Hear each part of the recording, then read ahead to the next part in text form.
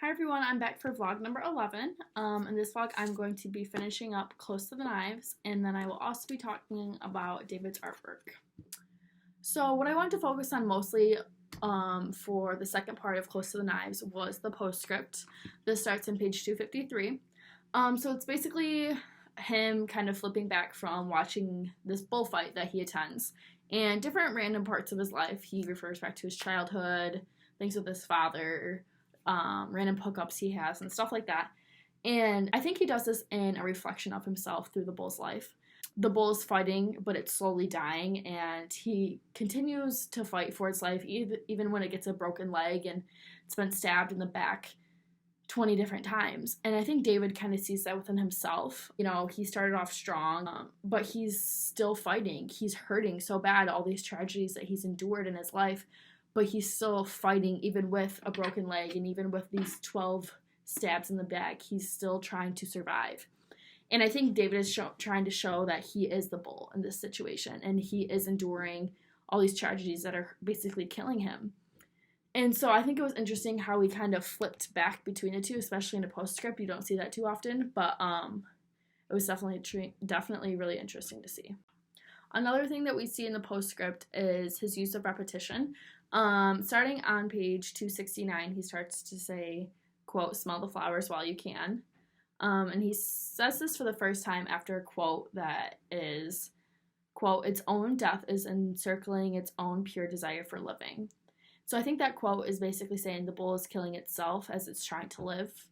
It's doing what it naturally does in that situation, but it's slowly killing itself. And the use of "smell your flowers while you can" applies in this situation because the bull's trying to live while it can.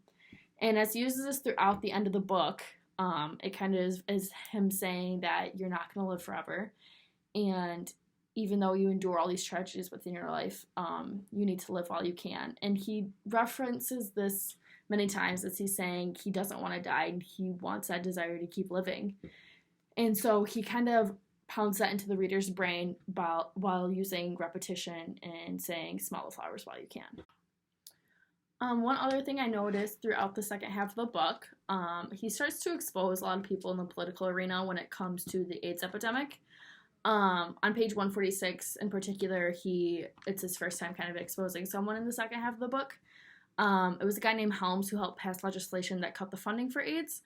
And I thought this was kind of a way for him to cope with the idea that he couldn't really do much to change that besides participating in ACT UP, obviously, but he felt the need to expose it to his readers on who exactly was putting this into legislation. And I think that helped him kind of get over this hump of things weren't going to change, just him doing what he was doing. And so he felt the need to try and push others to realize what was actually going on and revealing the names of these people in legislation.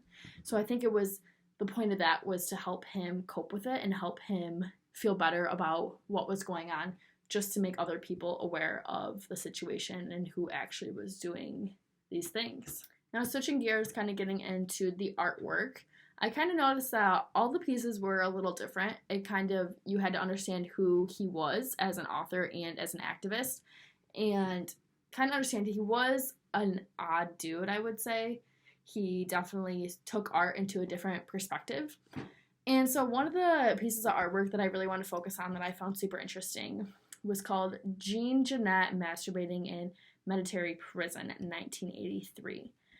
And basically it's a poster of, it says USDA choice beef, $2.29 a pound. It's basically just this grocery poster, but then on it is stamped a picture of two men masturbating in prison. And I think this was his way of showing to the public this is homosexuality and this is kind of what's going on. And because it's him basically realizing that a lot of people don't see this. And so his way of getting it out there was posting it on something that people do look at and people see every day. And so it was kind of interesting to see that he was taking advantage of the norm, what you see all the time, and putting his own spin on it and putting something that would make people feel uncomfortable. In one of my last vlogs, I talked about the reason or the way to get change is to make people feel uncomfortable. And that's what he was doing throughout his artwork. And so it was kind of cool to see not just him writing his memoir, him actually acting on it and doing these different things for ACT UP and to make a difference. And he definitely did that by changing the norms in this situation.